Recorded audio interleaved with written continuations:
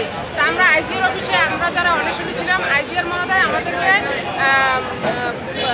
অনশন ভেঙে দিয়েছে। আমরা আজকে এই দিনে 46 দিন পরে আজকে আমাদের মনে হয় আমরা যেমন শুকনো মরুভূমিতে যেমন এক ফোঁটা বৃষ্টি হলে যেরকম মানে ফসল জন্মায়, সেইরকম মনে হয় আমাদের আজকে হৃদয়ে এমন একটা অনুভূতি যে আমরা অনেক কিছু পেয়েছি। আচ্ছা, সবার মধ্যে মনে হচ্ছে হাসি খুশির একটা ভাব। আজকে সবার হাসি খুশি ভাব। আমরা এই যে মানে না পাওয়ার আকাঙ্ক্ষা থেকে এত কিছু পেয়েছি, এই জন্য আমরা এই অন্তর্বর্তীকালীন সরকারকে অনেক ধন্যবাদ, প্রাণঢালা অভিনন্দন এবং ভালোবাসা।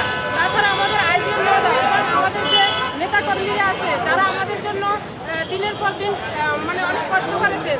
তাছাড়া আমাদের যারা সাধারণ নবমন্ত্রী ভাই বোনেরা আমাদের সহযোদ্ধা যারা আমাদের সাথে এই 46 দিনে অনশনে ছিল এবং কর্মসূচিতে ছিল, তারা খেয়ে না খেয়ে দিনরাত পরিশ্রম করে এই প্রেস ক্লাবে রাজজীবন করে যে কষ্ট করেছে, সেই কষ্টের ফল আমরা আজকে পেয়েছি। এই জন্য আমরা আন্তরিকভাবে সবাইকে